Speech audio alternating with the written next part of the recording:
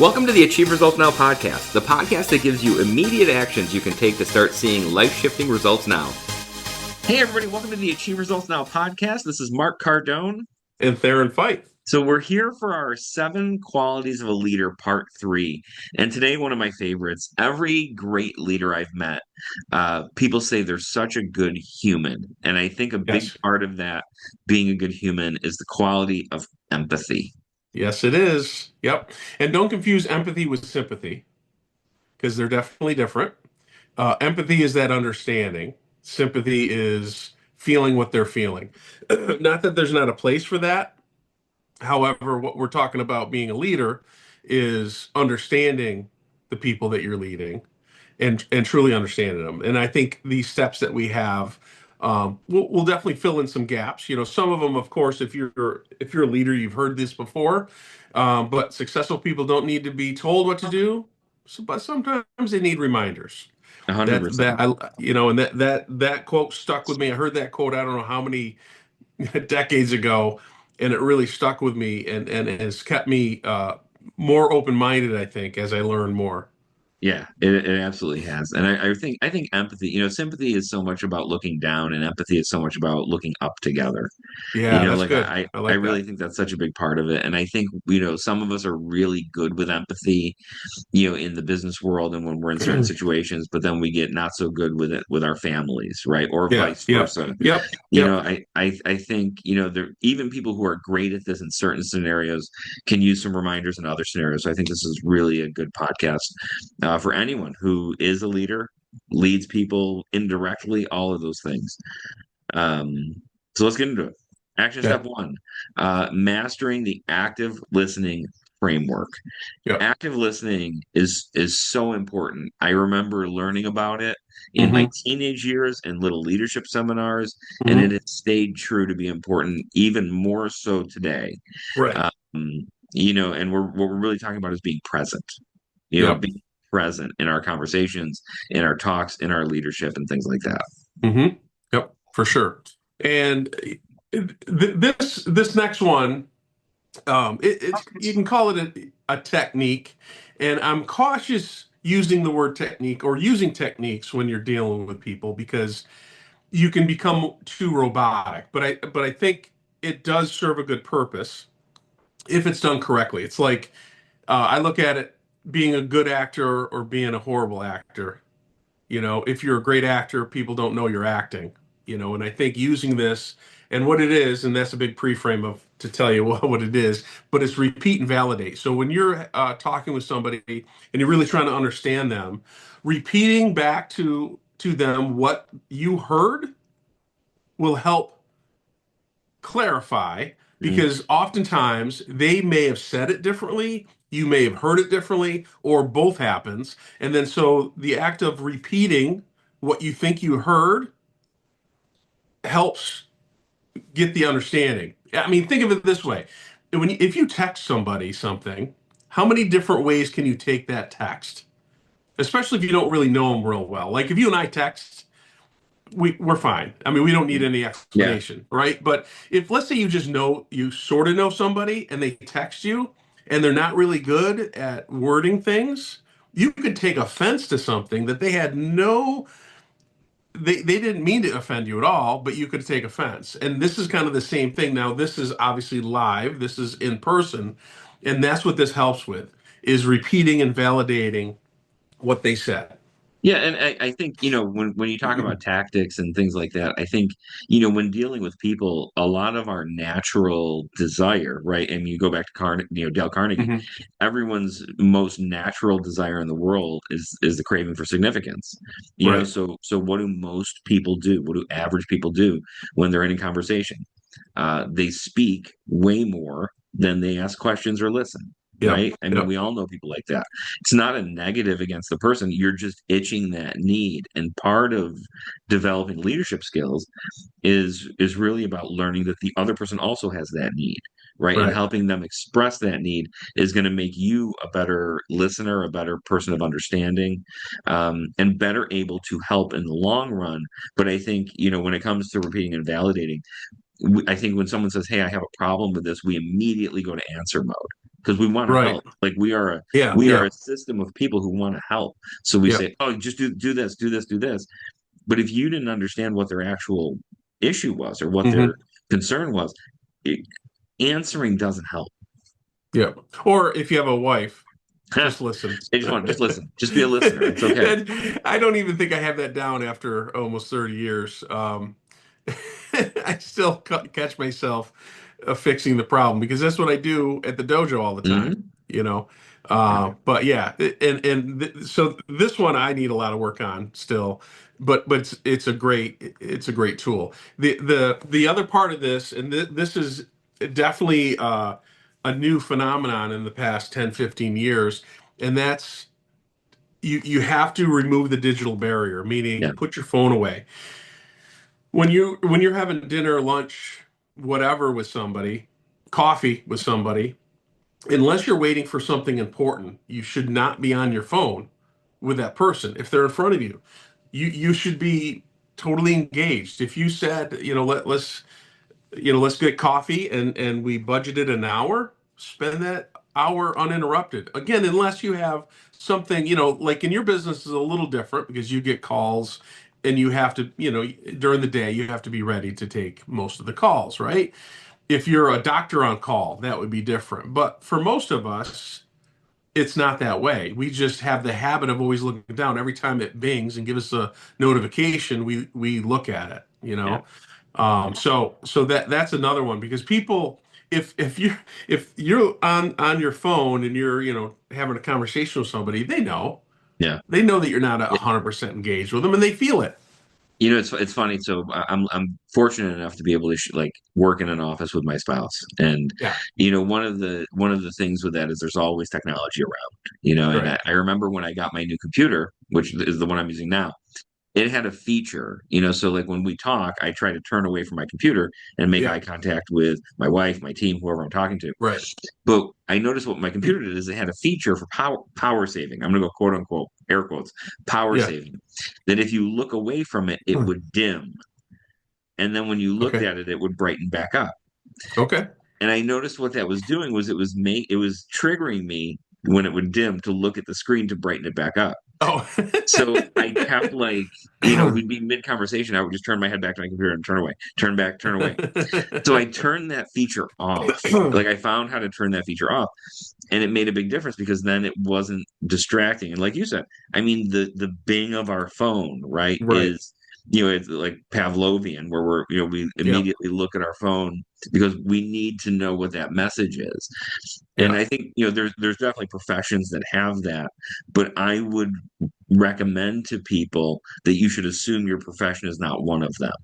Right. You know what I mean? Like Right. short of somebody like needing a kidney immediately, Right. um, but outside of that, I think most people can just like, an hour. You can go an hour coffee without looking at your phone. I promise. Like things I love how you went really far with that. really far, like The really. needing a kidney. Unless you are in the active donor waiting line and you don't answer right away, you're not getting that. Yeah. You can probably go an hour without looking at your phone during the day. So I digress on removing the digital barrier, but please remove the digital barrier. Yeah. Um, Getting an action item number two, perspective taking agility, Yeah. right? Leaders have to be able to really step out of their own shoes. Hmm. And I think this is so important. Just like a quick aside, I talk about this with my team when we talk about marketing all the time Hmm. because I don't know what it is with real estate agents, but they sometimes they say, "Well, what if I did this?" My first question is not would it work, would it not work? It's how would you feel if you were receiving that? Yeah. If you were on the Yep. receiving end of it, Hmm. and I think that's really being the ability to put yourself in the other person's shoes is such a huge skill that we forget about. Right. Yep. Yeah. And um, the other thing, part of this too, is especially if you're working with people, and let's say you have different layers, and depending on how you go, where you're the leader, obviously, the more people you have working for you, there's more layers. Is either work doing what they do, Yeah. for a little bit, or talk to them. like factory work. Some of the best factories are ran by leaders that walk the factory floor, Yeah. talk to the people that are actually doing the hard work and seeing, hey, what do you need? What's going on? Anytime a leader has done that, that factory flourishes. Yeah. Anytime they just sit up in their office, and they're like just running by the numbers and this needs to be more efficient, it doesn't. So take it to a smaller perspective in your office. If you're not doing any, let's say for you stop doing cold calls. Hey, that's beneath me. Not that you did, right? That's beneath me. I don't need to do cold calls, but all your other people need to. Yeah. You don't know how the cold calls are going now because they Yeah. change. I mean, I know in the martial arts, the clients that I'm getting, the prospects that are getting, and because you helped me out, are different than they were 5 years ago or 10 years ago. They're Yeah. asking different questions. They want different things. Now we have COVID kids now doing karate, and those parents are different than the pre-COVID. So we have to adapt. And if we didn't do those things, we wouldn't know as a leader how to adapt and how to train and Yeah. how to get better. So And, that's an yeah. important thing. And I mean that, like, why do I love going out and teaching, in the classes, is because it Yep. gives me that perspective. Number one, it gives me perspective as to, what's going on. Kids are a little bit different. Parents' expectations are a Right. little bit different than they were 10 Hmm. years ago. So Yep. the dynamics of the floor is different.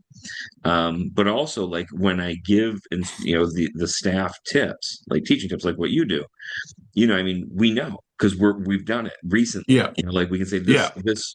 I send an email out to my real estate team every Monday. This is what I'm doing right now that works in my business. It's not Yep. this is what I did 30 years ago. Like, this is what I do now. So understanding that level that they're at because you're doing that work is great. Hmm. Now, you still have to do high level stuff. Don't get tied up there, but Yeah. Right. for Right. empathy Right. purposes, you really need to understand, and then I think another part of this is having that emotional context, especially really all across life. I wanted to say, especially as an employer, but really even in family. Like, if somebody's not performing the way that you want them to perform or Hmm. behaving the way you want them to behave, a lot of times it could be something completely unrelated. So being able to say, like, what's going on in this person's life outside of this situation. Yeah. Hmm. I mean, I have teenage girls, right? Like, the number of times they're mad at me Yeah. is amazing, but so much time, or so often, it has nothing to do with me. Right. So if I just say, hey, you're not treating me very well today, like, without understanding the other things that are going on. Yeah. And listen, they treat me well 99% of the time, but there are times when, like, they're kids with hormones and things like that. Right. But I have to assume it could be something else and say, hey, what's going on? Like, are you okay? Simon Sinek always says to do this with employees. Like, if somebody's not performing to the level, sit them down and just ask how they're doing. Hmm. Understand what's going on in their life outside of the task you're giving them. Right. Yep. That's huge, and that's one of the teaching tips that I always talk about is when you're trying to correct or discipline a child, especially, is ask them, is everything okay today? And sometimes that snaps them out of it, or sometimes, oh my God, my fish died and I'm so sad. And to a child, whether it's a fish or their dog, I mean, that's huge. And that's why Yeah, they're not performing in class. And so that's having empathy and understanding of what they're going through. And then oftentimes they perform better because they know you care. yeah, You know, the last part of this action step is when you have conflicts with teammates, and let's say they're having a conflict, you're not having a conflict with one of your staff, is when it arises, the intent versus the impact. So it's like when somebody says, "Hey, Mark, with all due respect," and then they proceed to insult you. uh-huh, That doesn't get them out of when they say, "With all due respect." You know, yeah, um, so you have to remind people, sometimes teach people that just because your intent was to make more money for the company, but how you went about it ruined a bunch of relationships within the company. That doesn't like say, oh, that's fine then. Hey, you made us a bunch of money. it's okay that you ruin the culture of the company, right? And so it's important that you're looking for that. And the same thing with families. Um, Words are just words. However, some words you can't take back. Right. So you got to be really careful what you say to somebody, and especially somebody that you care about and you love deeply. You can really hurt them, and that can stay with them for a long, long time, if not forever. Yeah. And so you got to be really careful with that. So I always think about, I remember, I think you taught me this, but um, communication is, and I'm not going to do the percentages because I'm going to get it wrong, but communication is three parts.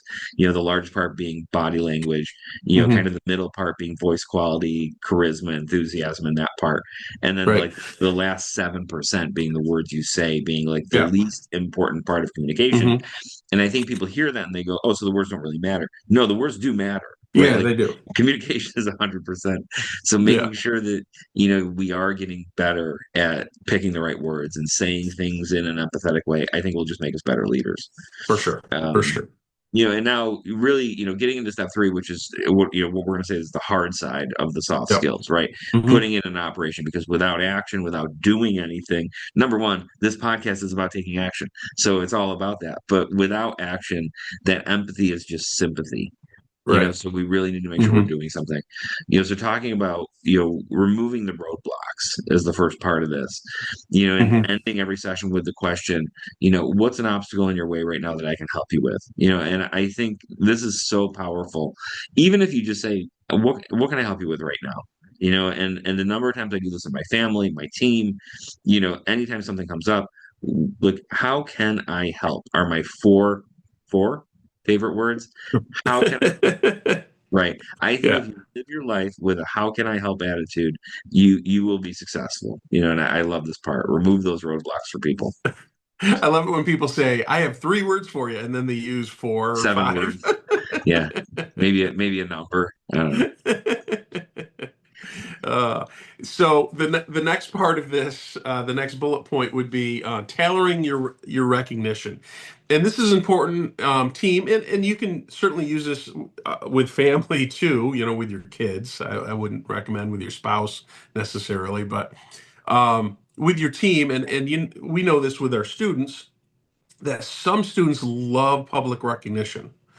Other students don't, and so learning what they need, what they like, do they like to be pointed out in front of the class? Hey, Johnny, look at Johnny. He did an awesome stance. His kata was flawless. Other people just like you coming up to him at the end of class and say, Mark, that was a great performance. I'm very, very proud of you. That was so much better. You're moving in the right direction, and obviously there's all in between those two ends.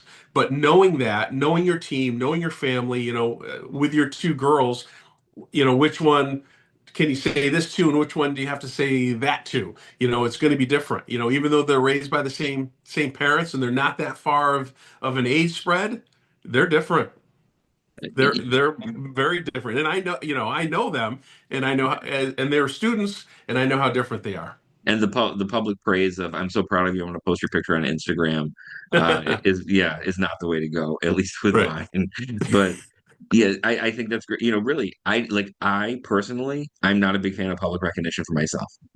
But if Right. somebody gives me a $10 gift card to a coffee shop and says, "Hey, great work," awesome. I'm happy. Hmm. You know what I mean? Hmm. So I think that's such an important part, is understanding how people like to be praised Right. and scratching that itch for them the right way. Right. For Um, sure. and then really getting into, kind of that healthy boundary framework, because I think, Hmm. this can, right, turn into like a get out of trouble free card. Yeah. You know Yeah. what I mean? And I think empathy is really about holding that high standard, because, you believe in their potential. I said in the beginning, I think empathy is not about looking down at somebody and Right. saying, "Oh, I feel bad for you." It's about looking up Yeah. with Yep. them being, Hmm. the prime part of this is like, I'm empathetic because I believe in you, and I'm going to hold you to the standard, right? That I believe in you, and the standard that you're setting for yourself. And that's why I think all these steps are important, because I think understanding the that level that they're setting for themselves, saying, I can do this. I know this is the way I want to go. These are the roadblocks. Let's do this. Not just, sitting there and every time they have a problem, Hmm. being the punching bag for them. I think having Right. that boundary of holding them to that standard is so important. Right. Yep. Yep. And I love the fact that empathy is really the competitive advantage. Yeah. And so many companies don't know that, don't realize that, and Yeah. especially if you're a small company like ours, this is, I think, easy to implement because you don't have the numbers, and hopefully the culture is already in line with that. It's more that mom and pop organization, like like both of our companies, like both of us are, and you guys are you're literally a mom and pop because your Literally, we wife works are a with you. mom and a pop. Yeah. And so it's such a competitive advantage because it's not seen in the world oftentimes. Yeah. And if a company has to pay their employees so much and it's all about money, that's just it's just a losing proposition eventually, because eventually you run out of money as a company. Yeah. However, if you can, pay a good wage, but also the culture of the company is great. People love being there. They're getting a lot more than just money from there. Obviously money's important. They have to be able to pay their bills, but if you can add the other part, that's actually it's free. It just takes effort. It takes planning and really having that empathy in there. That can make a huge difference in your company. It really, and, I mean, and like I'm thinking about this, and in your family. I mean, Hmm. the cool thing about empathy, if you really want a competitive edge in your family life, I think empathy is one of those things. And I think the great thing about, why this is such an important quality of a leader is because we're leading by example. People take our lead, Right. and I think about, those moments where I've been empathetic and there's people I think of in my head, like, what would this person have done in this situation? Yeah. To make this productive. And I think if not for those leaders that I had that were Hmm. empathetic, would I be as empathetic as I am now? And I think that's Right. really important. So definitely, top seven qualities of a leader. Definitely this is, such a huge part of it. So Yeah. let's review. So number one, action item one, active listening, right? Listen 80% of the time, speak 20% of the time, and Hmm. make some of that 20% asking them questions. Some Right. of those questions being repeating and validating. So making sure we Hmm. understand, what they're talking about, and then removing that digital barrier. You are not that important that something terrible is going to happen if you don't check your phone every 5 minutes. Right. If you are, assume you're not. Maybe you are. If you are, that's okay. But really, like, get rid of that digital barrier. Right. Yep. Action step two is developing the perspective taking agility. And that what that's talking about is um, having that shadow experience, meaning that you're doing jobs that are, and I don't mean to use the word beneath you, but lower level than you, that you've already worked through, but doing that and talking to people that are on the front lines of your company and really figuring out what do they need, what's their perspective of things, and that can really grow your company tremendously. um, Doing the emotional check-in, so if somebody's underperforming, before you jump to conclusions, hey, Mark, you didn't do this. You didn't make this call. You didn't do that. What the heck is wrong with you? You've been like this for a whole week. Oh, yeah. My dog died. Oh, okay. And how Yeah. how would you feel, right? I mean, that can happen, So instead of leading with that, lead in with a check-in. Hey, is everything okay? I noticed you've been off this week. And then now you're open up to tell you. Yeah. And then the last one is if there's disagreements in your family or in your work, is really work on the intent versus the impact. If somebody uses the excuse, well, my intent was to make more money for the company. Well, what was the impact? That you just made everybody in the company mad, and the culture is ruined because you wanted to do this. So your Yeah. intent isn't the excuse. You have to look at the impact that you're making on people. And that's an important balance. Yeah, and then number three, operationalizing compassion. So putting the hard side to the soft skills, helping people remove roadblocks. How can I help? Right? How can I help? What can I do to make this easier for you? What can I do to help? Tailoring that recognition, making sure that when they're making progress, you're praising them in the right way. Not everybody wants that public round of applause. Some people just want Right. a pat on the back, Hmm. but understand, and some people do want the public round of applause. So understanding that's important. And then just making sure you keep those healthy boundaries. You want to make sure that, empathy is helping them look in the right direction and Hmm. move the way that they want to move. That way, everybody's moving forward as a team and you're actually helping them out of the thing, not staying in there with them. Right. So I think that's super important. Empathy, the ultimate competitive advantage. Mhm. So thank you for listening, everybody. Please share this with somebody you know that's a leader, even if they don't know they're a leader. Share this with them, and we'll see you on the next episode. Thank you. Thanks for listening. Hop over to our website at www.achieveresultsnow.com to get your free copy of our book, Ignite Results, 4 specific daily actions to help you achieve results now. You can find us on Facebook at facebook.com/Achieve Results Now. Thanks for listening, commenting, and subscribing. Now get out there and achieve results now.